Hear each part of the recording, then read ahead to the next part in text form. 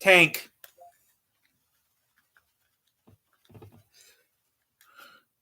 Resume.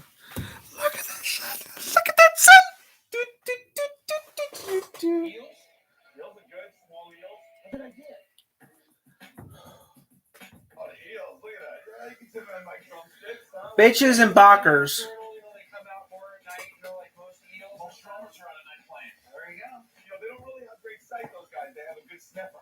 That's how they find their prey at night. It's like you're going to the fridge in the morning. I don't have to sniff. I know exactly how to do it. I did that in my sleep. Yeah, it's still like yelling. It sounds good. YouTube. Covered completely. YouTube. Yes, having a great old Thursday AM live stream, and then a little bit I'm gonna cut the live stream off, go make lunch, then do another live stream. I have a hole to fill in on numbers. I was too lazy to do it properly, so I made a couple holes I had to fill in, and as we're talking, I'm filling in the holes. Maybe a little bit do some gaming too. Who knows? Might do some more gaming. Yeah, I might do gaming too. I'm doing a food review on the journal. I'm actually going to do a review. I don't think actually, I'm going to do a review on the DiGiorno pan pizza. This is a 1998 Fiat Multipla, and it is incredibly UK. weird. Mostly, it's incredibly weird looking, which is a different way of saying that it is very ugly. But it's also fantastically quirky, unbelievably so. I'm going to do a review today, guys. This car for a long time, and today I'm going to do just that. Before I get started, be sure to check out Cars and Bids, which is my new enthusiast car auction website for cool cars in the modern era. We have had some great sales recently on Cars and Bids, including this Ferrari 575M, which sold for almost $131,000 with a rare HGPC package. This E90 W3 with only 3,000 miles that sold for $71,000, and this beautiful Porsche 996 Turbo, which sold for just under $53,000. If you're looking to sell your cool, turn the loop off because I need to keep it off. Cars and Bids is the place. I better get my stuff set up for the review I'm going to be doing. And if you're looking to buy a cool modern enthusiast car, Cars and Bids has a so I'm going to do a review later. Daily auctions. Check it out at carsandbids.com. I have wanted to review one of these for years, truly years, and I finally got the chance thanks to the Lane Motor Museum here in Nashville, Tennessee. Ooh, the Tata Nano's there! Fantastic collection of amazing Agent Will's been there. Including many quirky ones like the Multipla. And if you're in the Nashville area and you're interested in cars, I highly recommend checking out the Lane Motor Wishcott went there. Agent Will's been there. This video to learn more about the Lane Motor Museum and follow along on social media. So, what exactly is the Multipla? Didn't Top Gear do one of those? Minivan, which was a popular segment of cars in Europe throughout the 1990s and 2000s. The Multipla was Top Gear did a video on this. And it's actually a very clever vehicle, as I'll show you. For instance, this has seating for 6 people, even though it's about the same length as a Mini Cooper. Unfortunately, it was ugly. Very ugly. I can tell. I get some people in the comments saying, "Oh, I don't think it's really that bad," just to be contrarian. But the truth is, this Multipla has been mentioned on many ugliest car of all time, ugliest car of the year, ugliest car of the decade list, and it's still actually it's prettier than the Juke. Discussions of the ugliest cars ever made, even 25 years after. The Juke's more uglier than that thing. That doesn't look that bad. That I would drive. I'd drive that instead of a Juke. As a number of weird and interesting and quirky cars. Now, the Multipla was never sold here in North America, but the Lane Motor Museum has this one, and today I'm going to review it. First, I'll take you on a tour of the Multipla and show you all of its many perks and features. Then I'll get it out on the road and drive it, and then it don't look that bad. It actually looks better than the Juke. I actually hate to tell you guys, I would drive that instead of the Nissan Juke. Alright, I'm going to start the perks and features of the Multipla. The Multipla! It's prettier than the Juke. I'm discussing the exterior styling. By far the most controversial part it's decent than the Juke. Was how it looked, and the front end design was unquestionably the most controversial part of that. And this good reason. You can see in the front you have a pair of headlights in the normal place where you'd expect, and then in between them you have a grill opening at the base of the hood. That's all pretty standard. But you look a little further up and you have a second pair of headlights at the base of the windshield on this giant U-shaped panel that comes out under the windshield. And at the very center of that panel, you have the Fiat logo. The automaker put its logo on this panel instead of the base of the hood, like basically every other car. It makes no sense. And this really was a point of criticism. A lot of people said it looked like a duck up here, and you can totally see that. It looks like a duck. I also drive it. It comes down to the top of the hood, and then the duck bill sort of protrudes out from that. It was absolutely bizarre. Now, later in the Multipla's run, Fiat did a facelift which smoothed out this line and got rid of this weird panel in front of the windshield and made the car look more normal. Now, I was always disappointed by that because this was one of its most charming, bizarre angles, but obviously they were trying to sell cars and they had to make this thing a little bit more normal. Now, the other big point of controversy in terms of the styling of the Multipla was the glass and the design of the roof line of the glass house on the side of the car. What's wrong? Oh. The roof is just too high. It looks so tall, and it gives this car a really strange look. You have this massive panels of glass that don't really match the lower half of the car. It just looks really weird, and it had a very strange profile in addition to having a very strange front end. So you didn't really have a lot of great angles of this car. Really, you look at it from some angles, it's really, really weird. That was kind of the purpose. They wanted it to stand out and be different. And they certainly succeeded, although not in a wonderful way. And like I said, they facelifted the car, made it a little bit more normal a few years after it first came out, which I was always sad about. It lost some of that charm. Fiat was trying to sell cars, and ugly charming isn't really what they were going for. No matter how much I liked it, people I'm gonna have to sort of close later. It just looked too ugly, no matter how clever it was. And it was clever, and I'll show you in a minute. But next up, before I go inside the Multipla, I'll show you the interior quirks, and just you wait. You think this looks weird? I'm gonna clean this mess up. Inside. But anyway, before I go in there, I want to notice some other Yeah. quirks. Starting Give me a with second. this rear end design, you can see it isn't. I'm coming. I'm gonna shake the treats. Then I'm gonna do something else. Okay. Max, come on, kitty.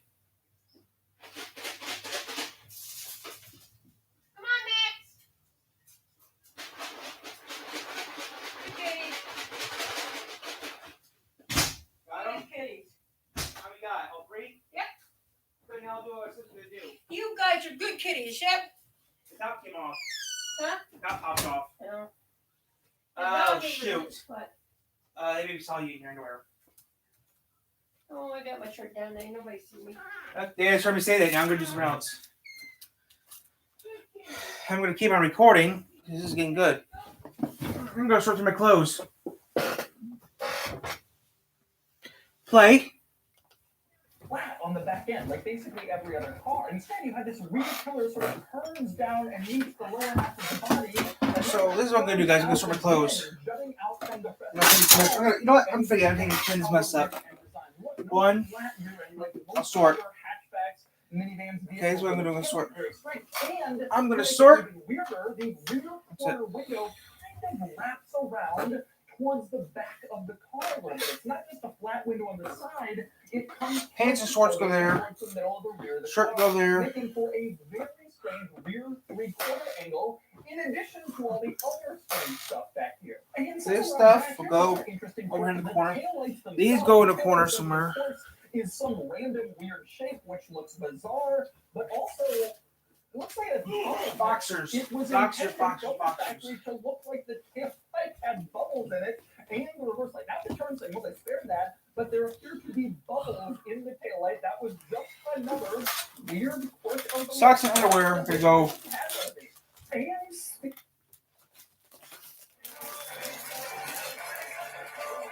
Socks and underwear go over here.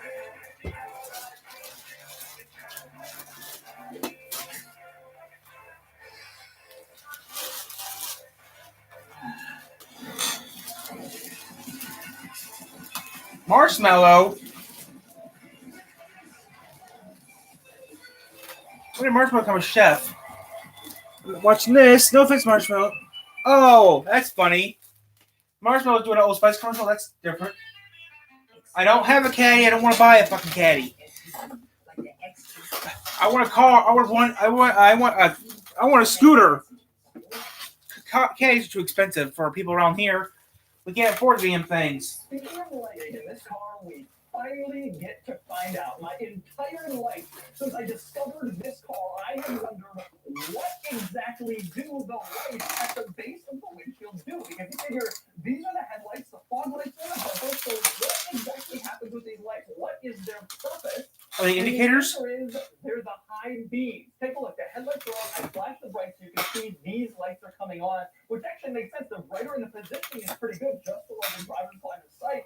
That's the high beams you see out multiply. So if you also have wondered why it has a second pair of headlights at the base of the windshield, now you know. Goodwill. It's such high beams. Obviously very quirky. And here next up from this angle, two other interesting points worth discussing. One is the exterior door handles, which are kind of interesting.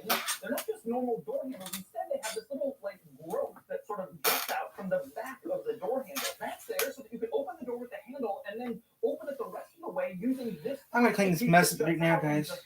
And Bart, you his new shirt. The body of the car, potentially get fingerprints on it, or if it's dirty, you don't have to get the dirt on your finger. You have this little plastic piece that you could pull to open the door. And same deal when you close it, you can just sort of put your thumb on this plastic piece, close the door, and you never actually had to touch the body, so you didn't get it Pajamas. messy or greasy with your fingerprints, which is kind of cool. The other interesting thing worth noting about this car in terms of styling, another big point of controversy is it sort of gets wider. You take a look in the front, you can see the headlights are relatively narrow, but then the body kind of just gets wider and expands as the car goes on, which was another thing people really hated about it. It looked like a narrow, normal car in front, and then it just got Wait, don't you see that? which was a really, really strange styling decision when you looked at it. Oh, yeah, I see that now. I don't. Weird. But at least Overalls. that strange element of the design had a purpose. The multiple Overalls are wider there. than going to the passenger compartment so they could fit 3 across seating up here. You have 3 seats across in the front and 3 seats across in the back for a total of 6 seats. Like I said, this car about the same length as a Mini Cooper, but they got 6 seats in there, and they did that thanks to that sort of widening body as it goes across to get enough That's room. ballot betting. Betting goes over there. Size seats in here. Okay, I'm sort of pretty good here. Okay. Small minivan. This. And it was more practical than its rivals, most of which only offered 5 seats. And if they did have more than 5 seats, it was with 3-row seating, which meant you didn't have any cargo space behind the last row. This thing had 6 seats and a little cargo space back there. I told you this was a clever vehicle, and indeed it is. And that tall roof line that everybody hates, the weird shape of the glass, the strange profile of this car, that helped to add more headroom. And indeed, I'm sitting here, and I have good headroom between my head and the ceiling, even though this is like a tiny little compact car. Mini Cooper size, it is good enough headroom, interior room, legroom for 6 passengers, thanks to some of the weird design elements. Hey guys, Tyler here. So Just doing my work. So strange after all. Actually, on second thought, yes, it is. Because as strange as the exterior of this car is, the interior is way weirder. Really, absolutely, bizarrely insane. That's also Goodwill. Let's go through it. Okay, probably the strangest thing to multiply, at least up front, is the center control area, which includes, in one giant panel of cheap plastic, truly everything. Look at that later. Old dark eyes later. One panel, you have climate vents, you have climate controls, you have lighting controls, you have your speedometer, you have your tachometer, you have your radio, you have your cigarette lighter, you have a cup holder, and you have your gear lever, all in one center control area. And it's not normal. Look at it. It is laid out so bizarrely and so strange. Let's go through some of the pajamas. Starting with the climate vents, you have 4 in here, 1 on top, These bags are going with me. 3 on the bottom. You have 1 for the left side, 1 for the right side, and then a lower one which spans the entire area. Interestingly, this looks like a robot. You have 2 eyes right here, you got the mouth down here, you got the ears of the little dials that should pull the airflow. This looks like a climate vent robot. It is really strange, and that is very weird. But it gets weirder than that in here. Another bizarre quirk in here is the climate control. way over towards the driver's side. Hoodie. The driver, which makes it very easy for the driver to change the climate controls. But this car has 3 front seats. The outside passenger has to reach all the way over. Actually, it's kind of difficult to reach if they can even see what they're controlling in the first place. So the climate controls are out of reach of the front passengers because of this strange design. And another strange element to this design, the cup holder. There's only one, even though there are 3 across front seats, and it's over on the passenger side. On the driver's side, the shift lever is where the cup holder would be.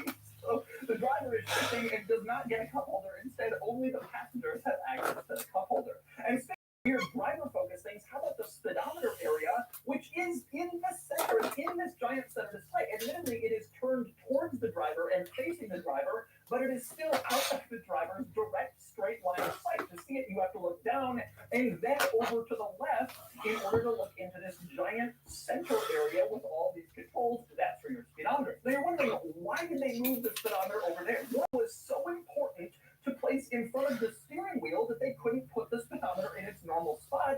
And the answer is a storage cubby. You have a storage cubby directly in front of the steering wheel where you can put stuff. You open it up and you can stick items in there. So instead of having your speedometer in a normal place, you had storage. You have a similar storage cubby on the passenger side of the dashboard, except it has a completely different handle to open it up. So the driver's side one has this type handle, and the passenger side one has a completely different handle. Why did they just make those the same? To save on cost, I have no idea, but for some reason they didn't. So you have 2 upper dashboard storage cubbies with 2 completely different designs for how to. And by the way, I have to get through this. And by the way, it's purple. You notice that the dashboard is purple.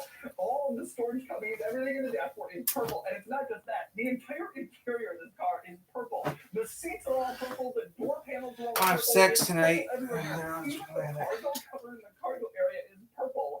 Everything in this interior is purple. As if the car wasn't weird enough. Imagine going in and ordering one with a purple interior, please. Yes, it's the dashboard. But like, I am not done up here. I'm not even done with this center control thing area. Another quirk here is the shifter and the cup holder. Why does the shift boot have a little snap on it? So that you can access the lower part of the shifter. How frequently should Fiat think you'll be doing that it actually provides you with a snap so that you can get in there to the lower part of the shifter? It is such a strange decision. And we are nowhere near done with strange decisions in this car. Let's next move on to the door panel. Again, purple fabric on the entire door panel, except for this piece of gray plastic, which is like oval shaped and appears to be randomly mounted in the center of the door panel. It has a hoop on top of it, and that's what you use to close the door. You stick your fingers around it, you pull the door closed using that hoop.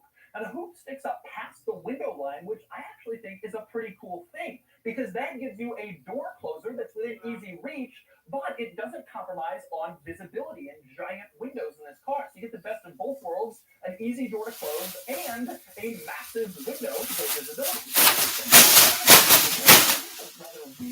This car has power windows in the front and in the back, of course.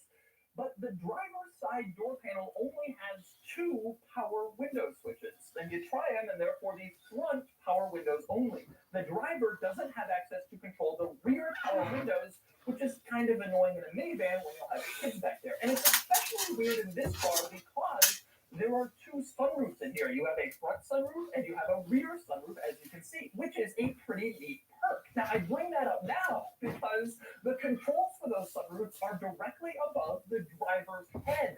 They are not in the center up here. They are not accessible to all the passengers. Only the driver can control the front sunroof and the rear sunroof with these little buttons. So, the driver has access to control the front and rear sunroof. Dad's gonna love me. Does not have access to control the front and rear windows. If only let the driver control the sunroof in this vehicle. A very strange decision. And we are not done with the strange decisions up here yet. You will notice in all the controls I've shown you, there have not been any power mirror controls. In the center of the door panel, the power mirrors nowhere to be found. That's because they're on the ceiling too. Of course they are. That's where you would normally look to control your power mirrors.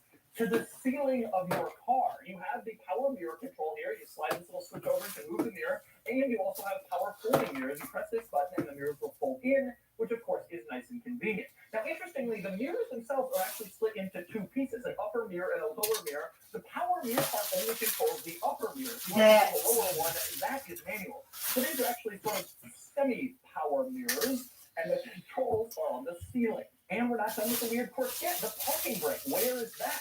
Oh, see it?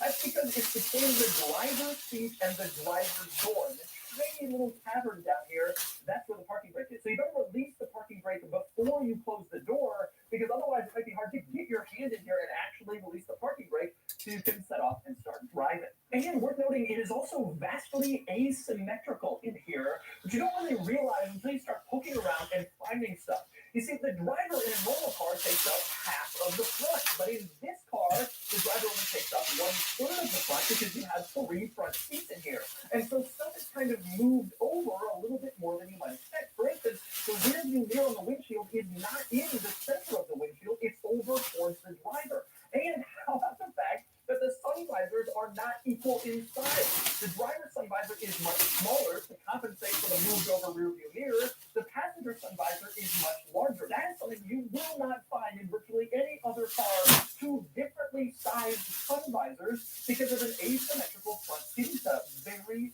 strange. So you're probably wondering why. Why is everything in this front seat area so weird? Why are the controls so strange and in such odd places? And the answer is because of this center seat. You have a center seat here. You have a center passenger whose legs are going to go down into the middle of the dashboard. You can't put a center console in here with your typical controls, and so the controls scatter. You have to find new places for them, like the power mirror switch on the ceiling or the gear lever in a cup holder. That's where stuff has to go if you want to have a center front passenger. Now, my new Land Rover Defender has 3 across front seating. It has a center seat, just like this car, and it doesn't have all these weird controls, but that's because my Defender has a screen that can integrate a lot of these controls and make it seem more normal. The Multipla has no such screen, so to move all the physical buttons and switches and relocate them, you end up with some weird controls, like a parking brake between the seat and the door. It's just what they could do if you want to have this clever 6-passenger seating. And there are more wonderful quirks in here. For instance, below the dashboard, you can see a storage area where you can stick stuff if you want. That could come in nice and handy if you've used up both of your above the dashboard storage bins. That's pretty cool to see. Also, over on the driver's side, near the parking brake at the bottom of the seat, the tailgate release has an image of a Multipla on it. That's the Multipla's profile, and they placed that on the tailgate release, which looks pretty cool. Same deal on the hood release, which of course is in the driver's footrest, another Multipla. And again, it looks cool. I'd like to see that actually using the image of the car and not just a generic car. Always looks more interesting. And by the way, that using the Multipla image is also true of those sunroof controls I showed you earlier. Take a closer look at them. You can see even from this top-down view, that's clearly a Multipla with that U-shaped thing going around the base of the windshield. They went to the trouble to make even that line up and work as a Multipla for those sunroof controls. And that is a pretty cool piece of attention to detail. And by the way, one other item to note up front, the center seat, the one in the front middle, is probably going to be used the least in this car. Fiat knows that. And so when you fold the seat down, you can see there's like a plastic pad on here and some cup holders that can be used as sort of a center console if you don't have a middle passenger in place. You don't always just have to ride around with all 6 seats up. If you're not using the center one, you can do some practical things with the seat back. And next up, we move on to the back seat in the Multipla. And the first thing you're going to get back here is it is roomy. Like I said, clever use of space in this car. I have the driver's seat position where I would be sitting, and I have good knee room in here, more than I do in a lot of cars that are a lot bigger than this one. I also have good headroom in here, although the rear sunroof kind of cuts into my headroom a little bit, as you can see. This car was also offered without the rear sunroof, which might be better if you plan on taking tall adults in the back seat of this car regularly. It's worth noting one other big trick this car employed to get such great interior space, in addition to the design, was also using thin seat fabric. You can see they're not that thick, and so they don't take up all that much space in here. Now, in long drives, maybe these seats aren't all that comfortable, I don't know, but in terms of seating capacity and comfort in here, you can get a lot more people in the car when you don't have big, thick seats taking up a lot of space. Now, next up, one other interesting quirk is in the center seat, you can see there are 2 seatbelt buckles. So back here, there's a total of 4 seatbelt buckles for 3 seats, which might seem kind of strange until you actually look at the seatbelt, which is located on the ceiling, and you can see it has 2 latches. Oh. So how exactly does this work? Well, the theory is you're supposed to plug in one of those latches one of the belt buckles, and that forms one like seatbelt point, and then you plug in the other latch to the other buckle, and then you have a 3-point seatbelt. That was a lot easier than figuring out some other 3-point belt solution, having 2 buckles plug in. So if you are the middle passenger in this car, you have to buckle 2 buckles and unbuckle 2 buckles if you want to be fully belted in. And next up, another nice perk back here. It is very easy to fold down the rear seats in case you want more rear seat room. You can see there's a little latch on the side of the seat at the base. You just pull it and fold the seat down, and then there's more space. Same deal with the center seat. Just pull the latch and fold it down, and you're good to go. And before you even ask, yes, Fiat thought of the fact that the other side seat would want the latch on the other side for easier access. And so there it is. Easy latch, lift it, fold it down, and you're good to go. So like I said, pretty easy to fold down the seats in the multi-car in case you want more cargo space. Other than that, the rest of the perks in the back seat are pretty much the same as the ones you get up front. For instance, the door panel, once again, has a big gray, like oval thing with a hoop, and you pull that to close the door, and once again, the hoop sticks up beyond the window, so you have a full-size window and an easy-to-reach, like, door pull to close it. You also have individual ashtrays integrated into this new gray door panel thing, which could be nice, I guess, if you plan on taking your kids around and if they plan on smoking in the back of the Multipla. And by the way, one other very important perk worth pointing out, back to the doors, I want to talk about rolling down the windows. Now, because the windows in this car are so much larger than, like, the body, because it has so much glass around it, when you roll down the back window, it only goes down to here. This is the furthest down the back window goes, because there's nowhere else for the window to roll down within the door. You can see this on the outside, too. This is the maximum rolled down window. In fact, it only goes down, like, halfway. That's pretty crazy. That is the risk for some cars, but here's the crazy Multipla part. The same is true up front. If you roll down the front window, it also only goes down this far. Take a look on the outside. This is the furthest down the Multipla's window goes. So if you're one of those people who likes to sit in your car while you're driving with your arm out the window, too bad. You can't do it in the Multipla because the window simply doesn't have any extra room to roll down into the door because the window is so much larger than the door panel. Crazy. And next up, we move on to the cargo area in the Multipla, and accessing the cargo area is the one part of this car that isn't really very clever, except of course for the styling, which obviously isn't. But getting into the cargo area, the only ways you can get back here, that little latch I showed you in the driver's footwell, or if you want to open it from the back, you have to stick the key in. There's no latch back here you can use to just lift it up. You have to come back here, bend all the way over, stick the key in, and then it opens, and then you can get into the cargo area. You can see back here, surprisingly roomy, especially when you consider you have 6 people sitting in the car. You still have this much cargo space, and again, only the size of a Mini Cooper. It really is amazing packaging in this car to have this much room for people and stuff, but it comes at the expense of how it looks, I guess. Now, in this cargo area, you can also see the famed purple cargo cover to match the rest of the purple interior. And a quick glance at the cargo cover, you can see there's kind of a hole in front that's asymmetrical. It's like this weird off-kilter, like, cutout. That is for the rear wiper assembly, which on the inside of the tailgate you can see is also asymmetrical. Not exactly sure why it has to be such a large wiper assembly hump, but that's why the cargo cover is a little strangely shaped, just like basically everything else in this car. And finally, we move up front in the Multipla to the only part of this car that isn't really all that quirky, and that would be the engine. You just have a gas-powered 4-cylinder up here, small 1-point-something liter, about 100 horsepower, not really very big, used in a bunch of other Fiat models at this time. The Multipla was also offered with a diesel 4-cylinder, had about the same power and got a little bit better mileage.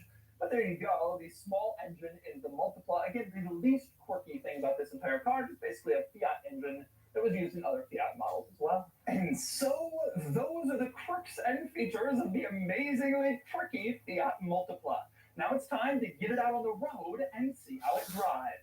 All right, here we go. I'm driving the Fiat Multipla. I am so excited. I have wanted to drive one of these for so long. And you know, every time I go to Europe, I see these on the road relatively common, and I freak out. People are just like, what are you doing? You know, first off, this is ugly, and second, this isn't rare. And I'm like, no, this is cool. And I am so thrilled to be driving one here in America. Okay, my first impression of this car is this powertrain is good. This is peppy, it is drivable, it's not fast, but it's like eager to rev, and like surprisingly interestingly fun to kind of get into gear and go. It's not like fast, but it's acceptable. And I always was worried that the multiple would feel like dog slow, and so no matter how weird it is, I would never want one. But I now want one. Sitting in this car, you get an idea of some. I've talked about some of the clever stuff they did in this car, but the seating position is really one of them. You're definitely sitting really up high in this car, and you got a ton of headroom, even though this thing is so small in length. They made it tall, which contributed to the ugliness, but it also meant that you could get people in here. You could just get people in comfortably. That was the whole point of a people mover. Of course, you hear some engine noise and you hear some road noise and that kind of thing, but that's to be expected. I mean, this wasn't an expensive car in Europe at the time. It was just a little van that people bought, for families. I can't believe I'm driving a Multiply. It makes me so happy. For people who are into weird cars as I am, this is definitely one of the weirdest. And by virtue of not being sold in the United States, it has this sort of forbidden fruit element to it too. So not only is it weird, but it's rare. And I like the weird, rare stuff. Now, obviously, in terms of steering and handling, it leaves a little bit to be desired. The steering is not exactly quick. When you turn the wheel, not much is going on. And then when you actually do start turning, it's a tall car with little tires. It's not really feeling like, the suspension is kind of soft. It's not really feeling like it's a sporty, exciting, thrilling, throw it around car. That was never the intent of the Multiply. I mean, this was always kind of a people mover. But it's better to drive than you might think, and it's relatively good. It's relatively quick. It's relatively quiet. It's comfortable in here. Okay. Car, honestly. I can't believe I'm just cruising around in a Multiply like it's nothing. What a crazy situation. And interestingly, the whole center thing with all this stuff, it's actually pretty easy to shift gears because the gear levers are right next to where your hand is in the steering wheel. And so that makes it surprisingly easy as opposed to having a gear lever in the center where you're kind of reaching down for it. I think these were relatively popular. They were more popular in Italy, where Fiat is from, versus the rest of Europe. They weren't really willing to overlook the styling quite as much as the Italians to buy their hometown brand. But you still see them fairly often, even today in Europe. And the reason it's so popular is it's a clever car. It was relatively well priced and has a big interior that seats six, which a lot of its rivals didn't. And it drives reasonably well, and there's a lot to like here. You can get yourself past the styling, which I understand that a lot of people can't or don't want to. Now, these cars turn 25 years old in like a year or two, and you can start importing them to the United States. I think I might just have to. By the way, if you're wondering how the Lane Motor Museum has this car, because it's not 25 years old yet, the Lane Motor Museum has an exemption to the 25-year U.S. import law because they are a museum or educational institution. So as long as they're using vehicles for like educational museum purposes, they can import them, and that's how this one got here. I'm thrilled that it's here. There's probably one of the only multiples in the United States, maybe the only one. They're legal in Canada, so there might be a few up there, but probably not many. And it's just crazy that you can drive around. It's a Fiat multiple, a weird car, and not that bad of a car, it turns out. And so that's the Fiat Multipla. What a car. Quirky, weird, interesting, clever, and just not attractive. In fact, the opposite of attractive, but it's still tremendously interesting to check out this car, especially here in the United States, where it might just be the only one in existence. And now it's time to give the Multipla a dumb score. Okay. Starting with the weekend categories and styling, I have always loved the look of the Multipla, but definitely in a so ugly it's cool kind of way. Most people actually hated this thing, and it gets a 3 out of 10. Acceleration is pretty slow, and it gets a 1 out of 10. Handling is surprisingly good. I was shocked by how engaging this is to drive, though it's still a tall van, and it gets a 4 out of 10. Fun factor is only okay. It's slow and not amazing to drive, but you do have the fun of knowing you're driving such a bizarre creature, and it gets a 5 out of 10. Cool factor is also high. I know I'm going to get tons of Europeans commenting on this video saying the Multipla isn't cool or rare or special, but it's very rare in the States. Non-existent, in fact, and very head-turning, and it would be a huge hit at a Cars and Coffee. It gets a 7 out of 10 for a total weekend score of 20 out of 50. Next up are the daily categories and features. The Multipla doesn't have a lot of luxuries, but it has the basics, and it gets a 3 out of 10. Comfort is normal for a car like this, and it gets a 5 out of 10. Same deal with quality. It's fine, not great about what you'd expect, and it gets a 5 out of 10. Practicality, however, is huge. This is a 6-seater with a cargo area in a small, affordable package. I find this to be exceptionally practical and clever, and it gets a 9 out of 10. Finally, value. This one really depends on where you are. If you bought one of these and shipped it to the States, you could turn everyone's head for a few $1,000s. But in Europe, these aren't particularly interesting. I'll get a 6 out of 10 for a total daily score of 28 out of 50. Added up, and the Doug score is 48 out of 100, which places it here against some other weird cars, hatchbacks, and gray market imports. The Multipla is super cool. I know Europeans are used to it, but as an American, mainly stuck with dull minivans that all blend together, I love the wacky quirks of the Multipla, and I'm thrilled I had the chance to review one. I'd really love to import a nice left-hand drive Multipla when it becomes legal in a few years.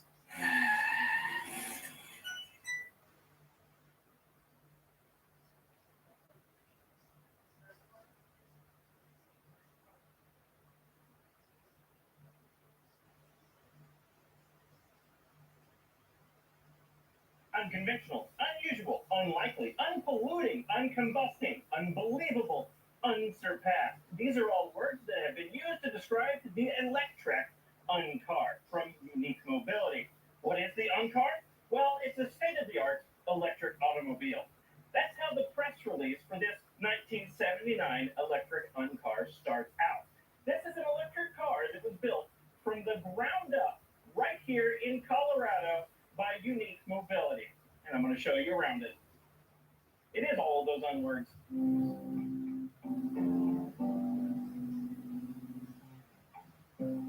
Okay, getting in the electric. This is quite a difficult car to get into because despite having conventional doors, it has the door sills of the car. Pull the door panel off a little bit, but no worries. It's smashed in between the door and the seat, so it's going to stay in place. Where's the seatbelt? This is a 1979 electric sun car. It was built and developed from the. Hi guys, what's happening? Nice to see you. The phones and all that stuff go to whoever bids close. 3. And Daniel, we're going to start with you. Hey. Okay, I'm gonna cut this off. Check this real quick.